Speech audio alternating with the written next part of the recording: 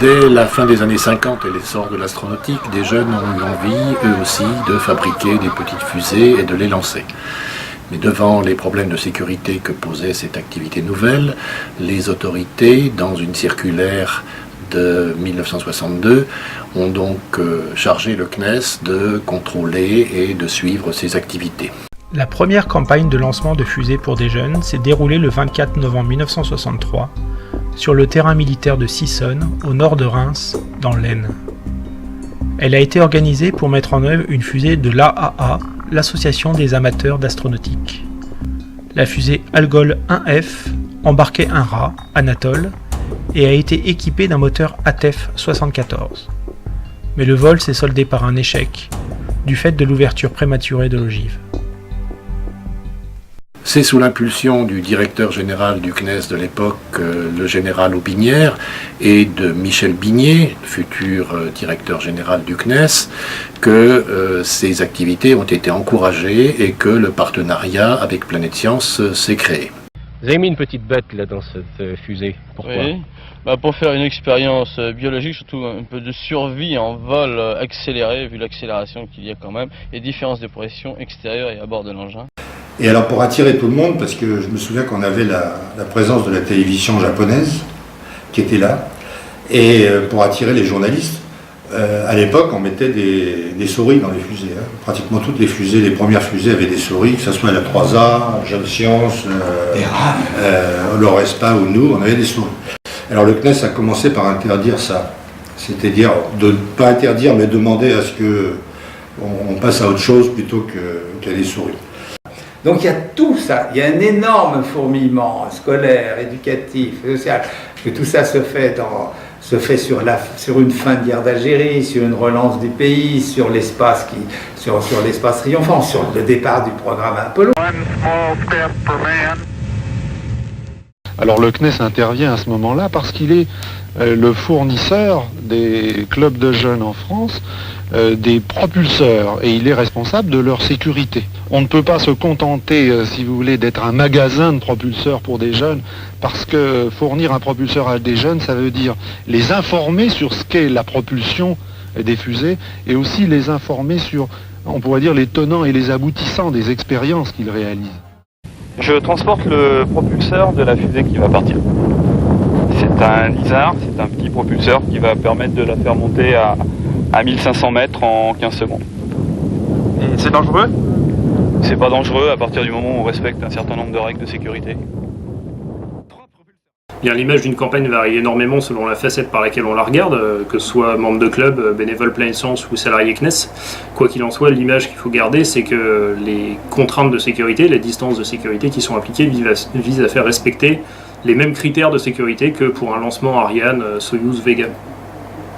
Le CNES s'est rapidement appuyé sur l'Association nationale des clubs scientifiques, ANCS, l'ancêtre de Planète Science, pour encadrer ses activités de jeunes et suivre les projets. À partir de ce moment, Planète Science a mis en œuvre une méthode de projet pour suivre les clubs. Cette méthode, issue des grands programmes spatiaux, permettait de suivre et d'échelonner les activités pour permettre aux clubs d'arriver en temps et heure pour le moment des lancements. Donc le travail de Planète Science tout au long de l'année, c'est de suivre ces projets, de leur mettre à disposition des moyens, des cahiers des charges, des fois des aides techniques, des suiveurs ou d'autres bénévoles pour les aider, pour que justement lors du Safe Space, ils puissent mettre en œuvre leur projet, le lancer et que ce soit une parfaite réussite. C'est le rôle éducatif en fait, du CNES qui est exprimé à travers Planète Science dans cette manifestation. Avec le temps, les projets ont été d'un niveau technique de plus en plus élevé. Il a fallu accompagner les clubs sur des projets innovants comme les fusées billettage, la propulsion à eau pressurisée. Du côté de l'électronique aussi, il y a eu de grosses évolutions dans les années 90, la télémesure numérique, la réduction de masse des émetteurs, et tout ça a permis au projet d'être de plus en plus innovant et de permettre des expériences une gamme d'expériences de plus en plus large. où j'apprenais à manipuler les amplificateurs opérationnels qu'on n'enseignait même pas dans les écoles d'ingénieurs à l'époque. Je l'ai appris à Super Héros seulement 10 ans plus tard. EC Space, c'est 250 jeunes, 400 personnes sur le site DGA EM des Landes à Biscarrosse qui viennent passer une semaine pour voir l'aboutissement de leur projet et les lancer.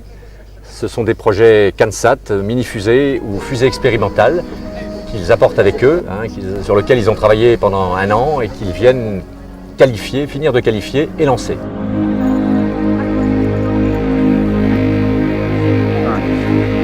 4, 3, 2, 1, mise à feu.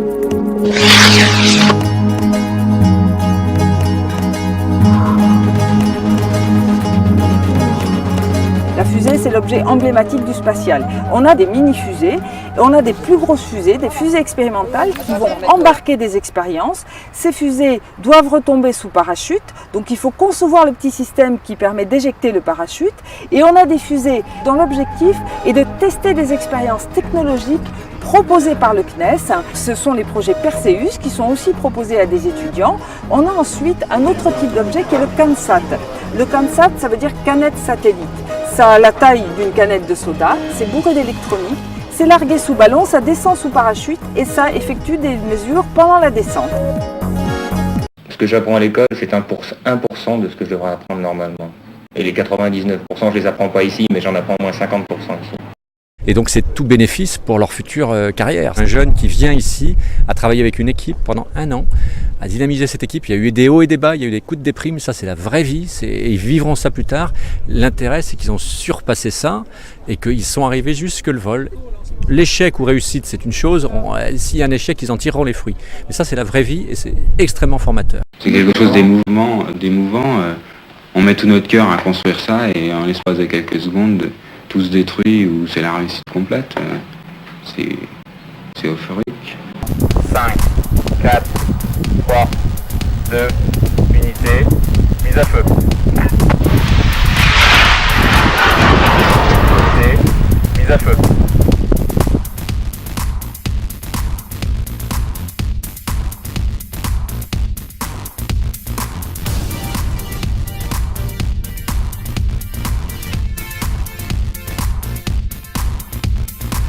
L'ambiance est la même et il y a la même tension que sur des lancements comme celui d'Ariane. Oui, moi le souvenir que je garde des campagnes de lancement, c'est un peu la course contre la montre des derniers jours, quand il fallait tout installer et être prêt le jour J, le mât météo, les réseaux de télécommunications. C'est un peu c'est cette ambiance conviviale et cette montée d'adrénaline que je retrouve encore aujourd'hui dans les campagnes de lancement Ariane 5 à Kourou. J'aimerais vraiment vous souhaiter un très bel anniversaire. Bon anniversaire à tous, c'est les 50 ans. Bon anniversaire au C-Space et bon vol à tous. Bon vol.